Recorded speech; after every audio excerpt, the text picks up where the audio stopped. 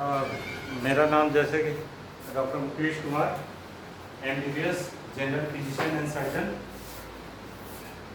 आज इंस्ट्रूमेंट के बारे में हम लोग बताने जा रहे हैं, ठीक है ना। Surgical instrument. सर्जिकल इंस्ट्रूमेंट का मतलब है क्या है? सर्जिकल इंस्ट्रूमेंट क्या होता है? सर्जिकल इंस्ट्रूमेंट का मतलब होता है जो सर्जरी में यूज होता है, उस तरह के इंस्ट्रूमेंट के बारे में हम लोग बताने जा रहे हैं, ठीक है ना।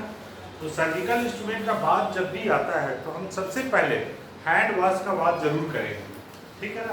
इंस्ट्रूमेंट स्टरलाइजेशन, हैंड वॉश का बात करने से पहले हम लोग step by step hand washing का जो प्रोसीड्यूर है उसको जानना जरूरी है।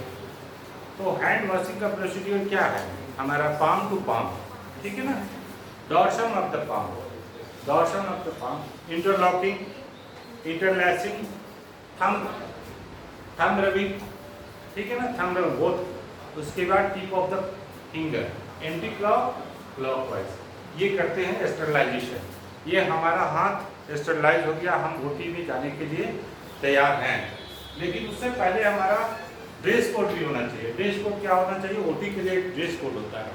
ओटी के लिए ड्रेस कोड क्या होता है? Cap, mask, gone, shoe cover होना जरूरी है, ठीक है ना। शू कवर इतना स्टरलाइज हो जाएंगे, प्रॉपर हम स्टरलाइज हो गए, then we can enter the OT room, ठीक है ना।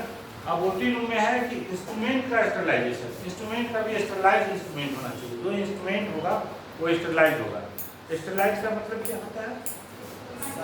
Free from bacteria, free from bacteria, sterilize free from bacteria, virus, spores, fungus. ये फ्री फ्रॉम इंस्ट्रूमेंट जो होगा हमारा उससे बैक्टीरिया, वायरस, फंगस से फ्री रहेगा। मतलब फ्री रहने का मतलब उसमें नहीं रहना चाहिए, इन्फेक्शन नहीं आना चाहिए। तो हम लोग इंस्ट्रूमेंट को स्टरलाइजेशन कौन कौन सा प्रोसीजर से करते हैं? हॉट वाटर से करते हैं, हॉट वाटर गर्म पानी से करते हैं, स्टीम से करते हैं, अल्ट्रावायलेट रेज से करते हैं, ठीक है ना, वेपर से करते हैं हम लोग स्टरलाइजेशन। टेम्परेचर स्टरलाइजेशन के लिए एक मशीन आता है स्टरलाइजेशन, ऑटोक्लेव जिसको बोलते हैं, ऑटोक्लेव में हम लोग डालते हैं। ये सारे इंस्ट्रूमेंट को हम लोग ऑटोक्लेव आता है, मशीन आता है, ऑटोक्लेव में सारे इंस्ट्रूमेंट को देंगे। उसके बाद जो हमारा गॉन, हमारा मास्क, हमारा जो शू कवर, ये सारे चीज़ को स्टरलाइज करते हैं हम लोग ऑटोक्लेव में डाल के। जो कॉटन का चीज़ हो या जो कपड़ा हो उसको ऑटोक्लेव में डाल के हम लोग स्टरलाइज करते हैं। उसके बाद हो गया sterilization, proper OT sterilization. Proper OT sterilization का मतलब क्या होता है कि ओटी भी बैक्टीरिया से ग्रसित हो सकता है, फंगस से ग्रसित हो सकता है या वायरल हो सकता है। तो ओटी को भी स्टरलाइजेशन करने का जरूरत होता है। जब भी ओटी इंस्ट्रूमेंट और ओटी का नाम लेते हैं तो स्टरलाइजेशन बहुत बड़ा चीज़ है। स्टरलाइजेशन का नाम लेना सबसे उपयोगी इसलिए होता है कि जब भी बैक्टीरिया, वायरस रहेगा ओटी में तो पेशेंट इन्फेक्टेड होगा, और फिर इन्फेक्टेड होके वो और बीमार हो सकता है। जो बीमारी लेके आया उससे ज़्यादा इन्फेक्शन हो सकता है ओटी में। तो हम लोग ओटी को भी स्टरलाइज करते हैं। ओटी को स्टरलाइज करने के लिए एक प्रोसेस होता है, उसका नाम है फ्यूमिगेशन। फ्यूमिगेशन प्रोसेस होता है, फ्यूमिगेट करना, ओटी को फ्यूमिगेट करना, वार्ड को फ्यूमिगेट करना, या जो इंस्ट्रूमेंट का फ्यूमिगेशन होता है, इंस्ट्रूमेंट जिस रूम में रहता है उस रूम को फ्यूमिगेट करना। हम लोग एक फ्यूमिगेशन करते हैं, एक मशीन आता है, फॉर्मेल्डिहाइड रहता है, उस मशीन से हम लोग उस रूम को फ्यूमिगेट करते हैं। फ्यूमिगेट करने के बाद वहाँ से बैक्टीरिया, वायरस, फंगस, उसका स्पोर, उसका अंडा, ये सारा कुछ खत्म हो जाता है, ठीक है ना। तो स्टरलाइज हो गया, प्रॉपर स्टरलाइज हो गया। ओटी में जाने से पहले पेशेंट को ओटी का ड्रेस भी होना चाहिए, पेशेंट के लिए भी ओटी का ड्रेस होना चाहिए। प्रॉपर सेविंग होना चाहिए। सेविंग का मतलब है जिस पार्ट्स का ऑपरेशन कर रहे हैं, मान लिया कि चेस्ट का ऑपरेशन कर रहे हैं तो यहाँ सेविंग होगा, पीवी एरिया का ऑपरेशन हो रहा है तो यहाँ सेविंग, पेट का ऑपरेशन हो रहा है, अपेंडिसाइटिस का ऑपरेशन हो रहा है तो पेट का सेविंग होना चाहिए। तो सारे जो प्री ऑपरेटिव सेविंग होना जरूरी है, प्री ऑपरेटिव ड्रेस होना चाहिए। ओटी में पेशेंट का भी ड्रेस होना चाहिए, वो जनरल ड्रेस यूज नहीं होगा, ठीक है ना ओटी में। तो अब है कि हम लोग इंस्ट्रूमेंट के बारे में एक एक करके इंस्ट्रूमेंट के बारे में जानेंगे। ये इंस्ट्रूमेंट है कि क्या इंस्ट्रूमेंट का नाम? स्पॉन्ज होल्डिंग से। स्पॉन्ज होल्डिंग से क्या एक ही खासियत है, ये राउंड ओवल टाइप का रहेगा दोनों, ठीक है ना। और इसमें रीजल्स मतलब गड्ढा लाइनिंग होना जरूरी है। ये रीजल्स का क्या काम है? ये ग्रिप्स बनाता है। जैसे अगर हम कहीं पे ड्रेसिंग करते हैं, स्पॉन्ज हंटिंग का वर्क क्या है? ये स्पॉन्ज हंटिंग का वर्क क्या है? ड्रेसिंग में बेसिकली हम गॉज और बैंडेज कॉटन को होल्ड करते हैं।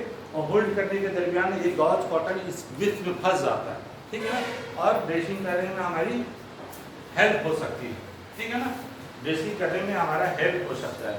गॉज स्ट्रेट कॉटन ये बहुत ज़रूरी है, ठीक है ना।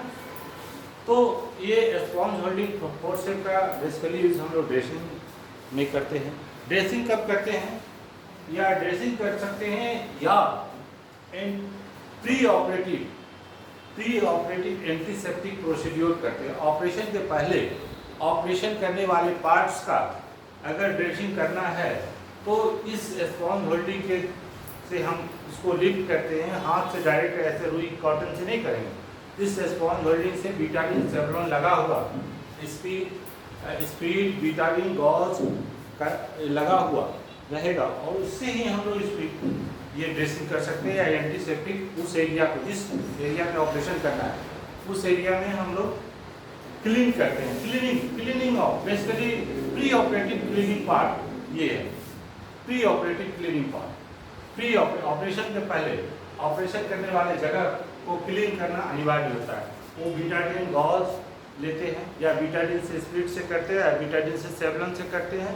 गॉज को लेकर उससे क्लीन करके एंटीसेप्टिक क्लीन एरिया करते हैं और तब फिर उस जगह ऑपरेटिव प्रोसीड्योर का कार्यक्रम करते हैं, ठीक है ना।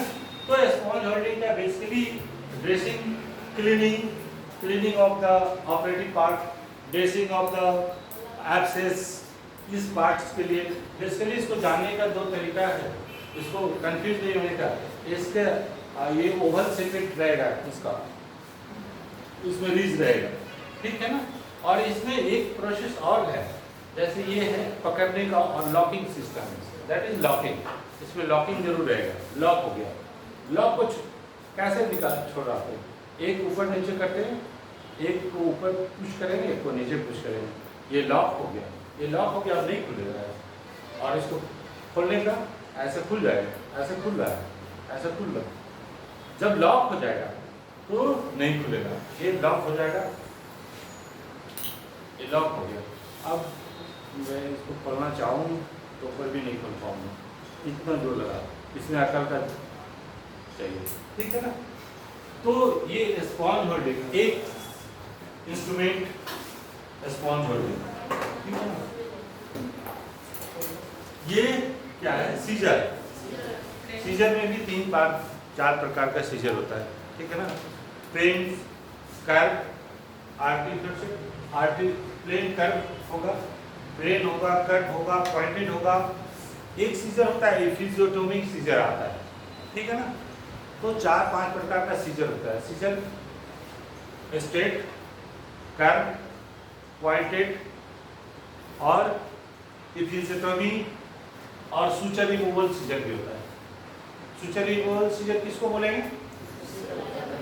जिससे सूचर रिमूव करेंगे, सूचर को काटेंगे, सूचर को काटेंगे तो सूचर रिमूव होगा। ये कर्व सीजर का एपेंडिसेक्टोमी इसका यूज हो सकता है, हाइड्रोसिल में हो सकता है, हर्निया में हो सकता है, सीजर में हो सकता है।